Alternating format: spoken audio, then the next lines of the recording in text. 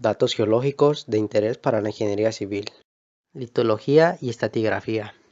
Es el estudio de suelos como de rocas. En el caso de rocas hay que indicar su mineralogía, características texturales, estructuras, clasificación, grado de salinidad y espesor y distribución.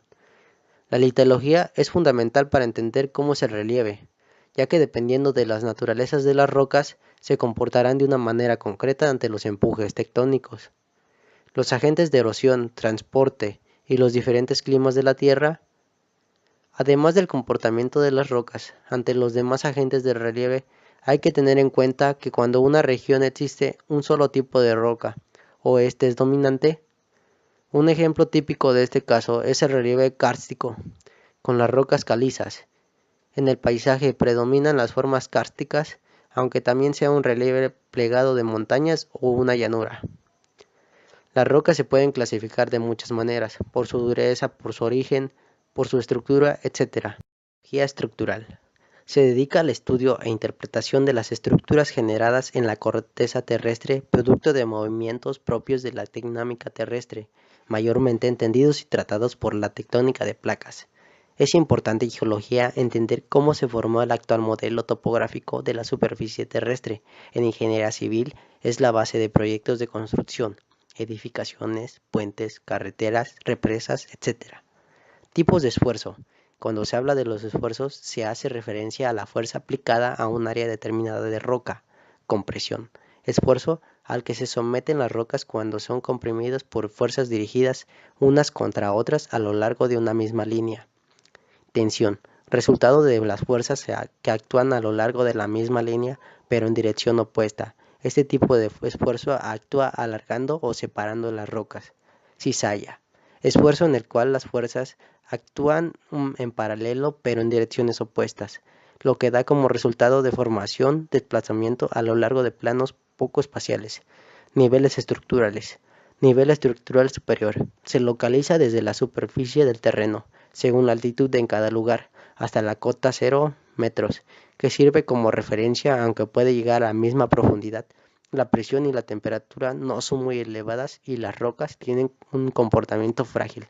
Es el dominio de las fallas. Nivel estructural medio. Se sitúa entre la cota 0 y unos 4000 metros de profundidad. El mecanismo predominante es la flexión debido al comportamiento dúctil de las rocas. Nivel estructural inferior. Es el nivel de metamorfismo y como medida se localiza entre los 4000 metros y los 8000 o 10000 metros de profundidad. A mayor profundidad predominan estructuras de flujo con pliegues acompañados siempre de esquistosidad y foliación. Geohidrología. Se ocupa para analizar la ocurrencia y uso del agua subterránea. Estudia el comportamiento del agua a través del medio poroso desde un punto de vista hidrológico. Los estudios hidrológicos tienen por objetivo la localización de aguas subterráneas, en donde con ayuda de los especialistas se busca que el aprovechamiento se efectúe dentro de la zona más adecuada y la explotación resulte económica. Geodinámica externa e interna. La geodinámica es la rama de la geología que estudia los agentes o fuerzas que intervienen en los procesos dinámicos de la Tierra. Se divide en geodinámica interna o procesos endógenos y geodinámica externa, procesos exógenos de la superficie terrestre. La geodinámica interna estudia las transformaciones estructurales interna de la Tierra en relación con fuerzas que actúan en su interior, usando técnicas de prospección, técnicas geofísicas. Las técnicas geofísicas más frecuentes son análisis de ondas sísmicas, sismología, medidas de GPS de alta precisión, estudios geológicos estructurales de campo. Agentes geodinámicos internos. Actúan desde el interior de la Tierra, pueden producir desplazamientos en contra de la gravedad, suelen aumentar el relieve de la superficie terrestre, se originan en el manto superior o en la astenosfera. En la geodinámica externa intervienen los factores y fuerzas externas de la Tierra, viento, agua, hielo, fuego, etc., ligada al clima y la interacción de este sobre la superficie o capas más externas. Etapa de estudios.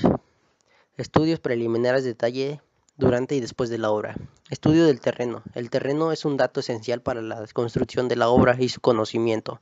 Tiene importancia primordial Su naturaleza y su capacidad, por tanto, condicionan el sistema de cimentación y a menudo el tipo de la obra. Su dureza influye en la forma de ejecución y el precio de costo. Estudio topográfico. Para el estudio de proyectos será necesario ejecutar diversos trabajos topográficos en la zona donde se realizará la obra. Asimismo, el estudio topográfico ofrecerá información correcta sobre la mejor zona para la ubicación de los campamentos que servirán de habitación para obreros, oficinas, bodegas, etc. Por otra parte, fuera de los planos topográficos de la zona se ubican las obras. El ingeniero necesitará también planos topográficos adyacentes, esto para elegir el trazado más conveniente de los caminos de acceso a los distintos faenas que comprenden la obra, las zonas de abastecimiento de materiales, los puntos de depósito de excedentes de la excavación para ubicación de las líneas de transmisión de energía, de teléfono, etc. Condiciones climáticas. Las características climáticas de la región tienen gran importancia en la organización previa de la obra. Ellas pueden impedir el trabajo en ciertas épocas del año o en otros casos durante ciertas horas al día. Influirá también el clima en la selección del equipo de construcción, tanto en el tipo de maquinaria como en las características de ella. La ubicación de estos campamentos, bodegas, talleres y además de construcciones que son necesarias en una obra, así como la clase de los materiales que se emplean en su construcción, deberán estar de acuerdo con el clima de la región. Condiciones económicas. Convendrá conocer las condiciones económicas de la región, como ser su comercio, bancos, industrias, relaciones con los materiales de construcción, maestranzas, etc., por la relación que ellas tienen con el abastecimiento de la obra y con el suministro de los artículos de consumo para el personal. Presas, túneles, vías terrestres, edificaciones y planificación urbana. Planificación urbana es el planeamiento a futuro de una comunidad o la guía de una expansión para una comunidad actual, de manera organizada, previniendo condiciones medioambientales, sociales y recreativas a sus ciudadanos. Entre las estructuras a tomar en cuenta en la planificación urbana tenemos presas. Son las estructuras para embalsar o desviar una corriente de agua con fines de generar energía eléctrica, riego, control de crecidas, consumo humano, consumo industrial. Vías terrestres.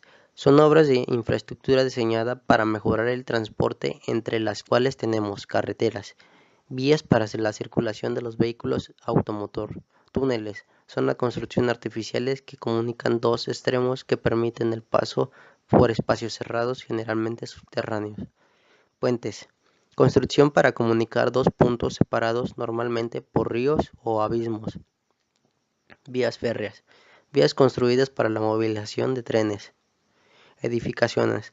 Son obras artificiales construidas en determinado espacio, diseñadas, planificadas y ejecutadas por el ser humano, entre las cuales tenemos rural, establos, granjas, silos, sótanos, comercial, hoteles, bancos, restaurantes, mercados, residencial, edificios de departamento, urbanización, habitacional, cultural, escuelas, institutos, museos, teatros. Transporte, aeropuertos, estaciones de bus, subterráneos.